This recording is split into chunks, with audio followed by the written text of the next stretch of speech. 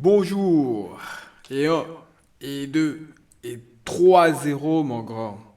Le Real vient de taper Girona 3-0. Je vous l'avais dit lors de la dernière vidéo. Lors de la dernière vidéo, j'avais dit Girona, on a fait beaucoup trop de bruit. On a trop parlé de Girona. Ils ont bien joué.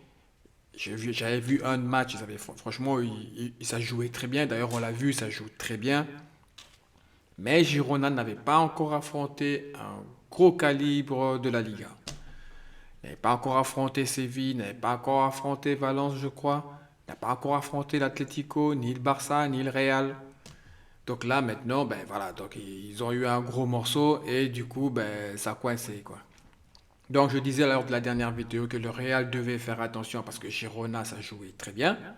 Et Girona devait faire attention aussi parce qu'il allait avoir en face d'elle une équipe extraordinaire.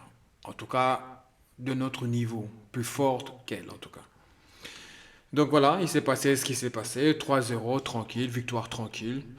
Dans l'ensemble, deuxième mi-temps, bon, ils ont un peu géré le match. Premier mi-temps, les 10 premières minutes, sous oxygène. Je te jure, sous oxygène. Mais qu'est-ce qu'ils font là? Franchement, je ne comprends pas le problème qu'on a sur les jeux aériens. Par contre, quand on voit les gabarits qu'on a en défense, c'est incroyable quoi. Nacho, il n'est pas petit. Rudiger, c'est la Tour Eiffel. Le gardien, c'est quand même. Il fait comme quoi 1m80 il est comme assez grand. Mais je ne comprends pas le problème qu'on a dans le jeu aérien. C'est de la folie, quoi. C'est de la folie. Les 10 premières minutes, et encore 10 minutes, je vais trop loin. Je crois que c'était quoi 5 minutes. Les 5 premières minutes, mais on est sous oxygène, quoi. Qu'est-ce qui va se passer? On va encaisser ou on va pas encaisser? Enfin, voilà. On n'a pas encaissé, c'est déjà ça, mais qu'est-ce que ça fait peur, quoi. Kepa devrait sortir un peu plus souvent sur les jeux aériens. Des fois, je me pose la question, est-ce qu'ils ne sont pas habitués avec Courtois? Tu vois, avec ses 2 m 10 là, tous les balles aériens, Courtois allait les chercher. Du coup, je me demande, est-ce que la défense se sent pas un peu trop reposée sur ça? Et là, tu as un gardien qui ne sort pas sur les jeux aériens. Il reste sur sa ligne. Donc, ça a failli coûter 2-0 en moins de 5 minutes, quoi. Mais bon, voilà, c'est les débuts de match du Real et il faut attendre que les 5-10 minutes, les 10 premières minutes passent, serrer la ceinture, bien respirer, tu vois. À la limite, tu prends un sachet, tu respires dans le sachet parce que tu- on est toujours en train de se demander, mais qu'est-ce qui va nous arriver, quoi. Mais enfin, voilà, le mauvais moment est passé, le Real a pris le contrôle, extraordinaire. Par contre, j'ai pas compris Ancelotti, qu'est-ce que tu nous as fait là? Aller mettre Kamavinga arrière droit. Mais nous, on a gagné, ça te donne raison, ok? Les circonstances te donnent raison, on va dire, t'as bien joué, Ancelotti, ok? Mais si on avait perdu, tout le monde allait tomber dessus. Mais je comprends pas, parce que soit on a trop peur que celui qui revient de blessure, Benjamin, Mendy, on a peur que Mendy rechute parce que mardi il y a la Ligue des Champions, donc forcément il va jouer à droite, à gauche. Et j'ai dit côté droit. Non, non, c'est côté gauche que je parlais, vous avez bien compris. Il y a Kamavinga, il est gaucher, je joue pas côté droit, je joue côté gauche. Et le petit et le jeune, Fran, ben, je vois que maintenant, Ancelotti, on dirait qu'il a compris. Il se dit, ben, cette équipe-là joue très bien, attaque très bien, donc je vais blinder l'autre côté. Mais je vais quand même pas mettre Mendy parce que j'ai peur que Mendy se blesse. Mais quelque part, en mettant Tchouaméni, c'est quand même un mauvais message qu'on envoie aux deux autres, quoi. Ça veut dire quoi? Ça veut dire que on fait plus confiance à Tchouaméni dans les moments difficiles, dans les gros matchs, qu'aux deux vrais latéraux. Parce que Tchouaméni, ok, il joue bien côté gauche, il fait le taf, mais voilà, c'est pas latéral, quoi. Il n'aime pas ça. Il fait le taf parce qu'il faut le faire. Là, on a quand même deux joueurs de métier. Maintenant, Mendy, si tu le mets pas, il prend pas de rythme, de un. Et de deux, de toute façon, s'il doit se blesser, il se blessera de toute manière. Mais bon, j'ai pas compris. Mais non, je vais dire bravo, hein. Je vais dire bravo parce que Kamavinga, pouh, extraordinaire. C'est jeune, il est extraordinaire. Pour moi, ils ont élu Bellingham homme du match. Non, non. Pour moi, homme du match, Kamavinga. Il a fait un match extraordinaire. Si être élu homme du match, c'est forcément marquer un goal, bah, alors, il faut choisir soit un attaquant à chaque fois. Alors, hein, celui qui, voilà. Non, non, non, non, non, non. Kamavinga, le match de Kamavinga aujourd'hui est meilleur que le match de Bellingham. Je suis désolé.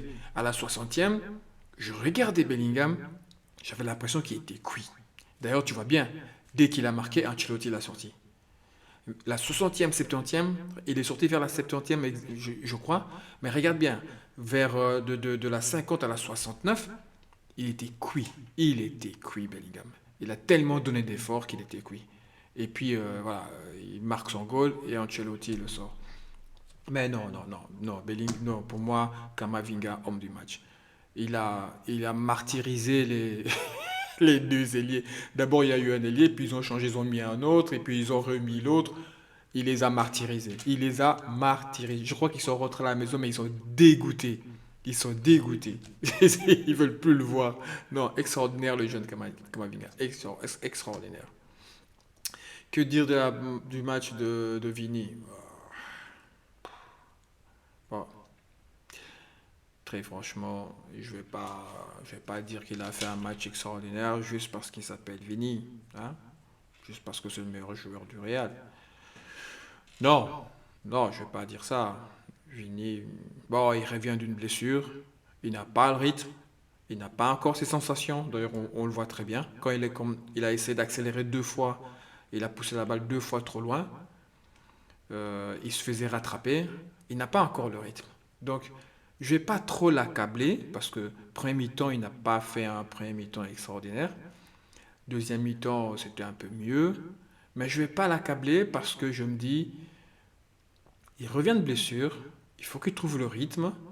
Et va savoir ce qu'Ancelotti lui a dit parce que mardi, il y a quand même le gros morceau du groupe qui est Naples, qui vont jouer Naples.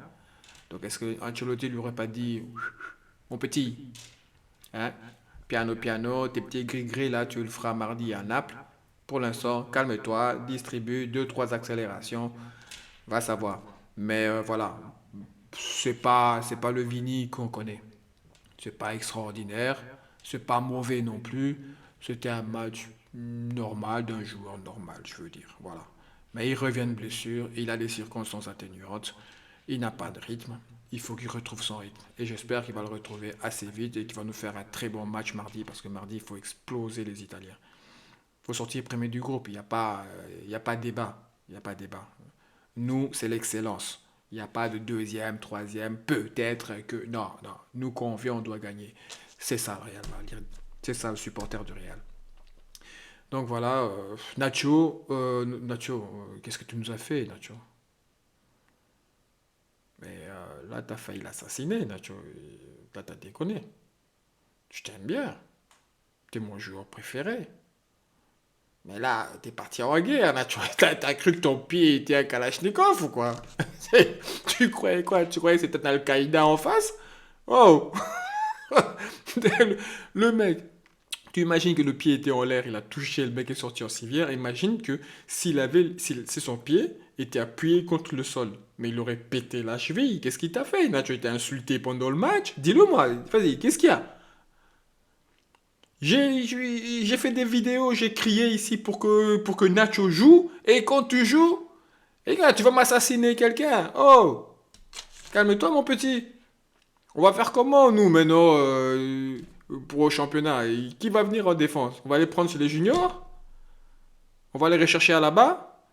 Oh, tu aurais dû normalement faire la charnière avec Rudiger pour pallier un peu aux bêtises d'Alaba. Et toi, tu viens de faire une grosse bêtise. Oui, oui, oui. Mais là, il a failli l'assassiner. Non, mais, non, mais, non. Là, c'était pas du fou, c'était une prise de karaté qu'il lui a fait là. Je sais pas, il lui a fait un balayage. Mais calme-toi, Nacho, tu te crois où, toi? C'est pas un tatami, là, fait. Valverde. Ce joueur a disparu. Vous n'avez pas l'impression? Ça fait quelques matchs que, allez, le Valverde qu'on a connu, et le Valverde qu'on voit maintenant, et dans le match, des fois, je le cherchais, quoi. Je me disais, il est là, Valverde? Des fois, enfin, il y a des matchs où on le voyait très présent. Il faisait des remontées de balles, et des récupérations, des trucs de fou, quoi. Là, je sais pas, depuis qu'on l'a recentré au milieu, qu'il ne joue plus sur l'aile, il y a un problème ou quoi, Valverde, qu'est-ce qui se passe? En tout cas, voilà, si je dois donner un mauvais point à un joueur, allez, je dirais Valverde. Parce que je ne l'ai pas vu transcendant dans ce match-ci. Je ne l'ai pas trouvé extraordinaire dans ce match. Je ne l'ai quasi pas vu, qu'en fait, comparé aux autres, quoi. Rodrigo, voilà, un petit bout de match, on va pas juger son match. Dans l'ensemble, très bon match de Madrid. Voilà, les Barcelonais, ils avaient pris un point, ils croyaient que ça y est, le Real va jouer Girona, le Real va faire match nul, ils vont perdre à Girona. Eh ben non, mon gars, je vous l'avais dit. Je vous l'avais dit, le Girona, on va les taper. One, two, three. Et la Mercedes, premier de championnat, et on restera premier jusqu'au Classico, où on vous tapera. Sinon, je mange encore un billet de 1 000 euros, si je le trouve. Merci les amis d'avoir regardé cette vidéo. Abonnez-vous. Un petit j'aime, ça fait toujours plaisir. Si tu veux discuter, mets un commentaire.